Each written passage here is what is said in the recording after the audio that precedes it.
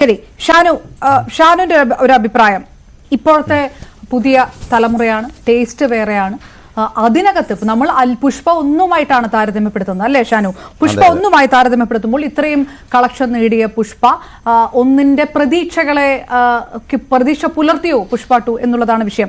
നേരത്തെ പറഞ്ഞ പോലെ അല്ലു അർജുൻ എന്ന് പറയുന്ന നടൻ, അദ്ദേഹത്തിന്റെ ഡയലോഗ് ഡെലിവറി, ഫൈറ്റ്, ഡാൻസ്, ഇതൊക്കെ അല്ലു ഒറ്റയ്ക്ക് ആ പെർഫോമൻസ് മെച്ചമാക്കി, പടം നിരാശപ്പെടുത്തിയെങ്കിലും എന്നുള്ളൊരു റിവ്യൂ ഒക്കെ പല ഭാഗത്ത് നിന്ന് വന്നിരുന്നു. ഷാനുവിന് അങ്ങനെ തോന്നിയോ? അല്ലു ഫാൻ കൂടി ആയതുകൊണ്ടോ? അല്ലു അർജുൻ്റെ പെർഫോമൻസ് ഒക്കെ വളരെ നന്നായിരുന്നു. പിന്നെ ഇടയ്ക്ക് വെച്ചൊക്കെ സെക്കൻഡ് ഹാഫ് കൊണ്ടൊക്കെ കുറച്ച് മോശമായിട്ടുള്ള രീതിയാണ്. അതിലുള്ള മെയിനായിട്ട് ഈ തെലുങ്ക് സിനിമ ഈ മലയാളത്തിൽ ഡബ് ചെയ്തതിൻ്റെ ഒരു പ്രത്യേക ഒരു ബുദ്ധിമുട്ടുണ്ട്. ആ ഒരു ഡബ്ബിങ് ചെയ്തിട്ടുള്ളത് കറക്റ്റായിട്ടില്ല. ആ ഡബ്ബിങ് ചെയ്യുന്നതിൽ അവർ പറയുന്നത് കറക്റ്റായിട്ട് അവർ എന്താ പറയുക, അതിൻ്റെ ഒരു മോഡുലേഷൻ കറക്റ്റ് അല്ല അവർ സംസാരിക്കുന്നത്. മെയിനായിട്ട് അതാണ് ഈ പടത്തിന് പറ്റിയ ഏറ്റവും വലിയ ഫ്ലോപ്പ് എന്ന് പറയുന്നത്.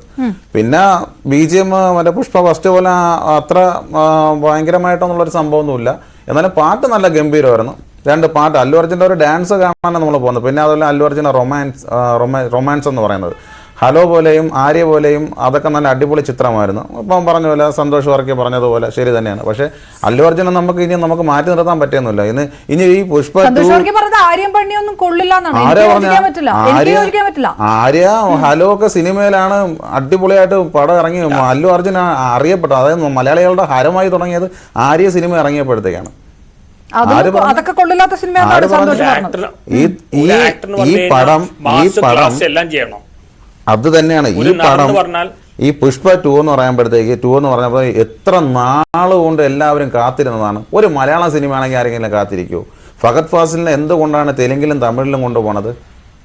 അയാൾ അത്രയ്ക്കും നല്ല രീതിയിൽ അഭിനയിക്കാൻ പറഞ്ഞ് ജീവിച്ച് കാണിക്കുകയാണ് ചെയ്യുന്നത്. പക്ഷേ ഇതിൽ അയാൾക്ക് കൊടുത്ത ഡയറക്ടർ എന്താണോ കൊടുത്തത് ആ ഒരു സംഭവം പുള്ളി ചെയ്തു വെച്ചിട്ടുണ്ട്. പുള്ളിക്ക് എന്താണോ കൊടുക്കുന്നത് പുള്ളി അതേപോലെ ചെയ്യുള്ളൂ, ഡയറക്ടർ പറയും പോലെ ചെയ്യുള്ളൂ. അതുകൊണ്ട് മോശമായി പോയിട്ടുണ്ടെന്ന് പറയാനായിട്ട് നമുക്ക് പറ്റില്ല. കാര്യം അത് കണക്ക് എനിക്ക് ചെയ്യാൻ പറ്റുമെന്ന് എനിക്ക് തോന്നുന്നില്ല.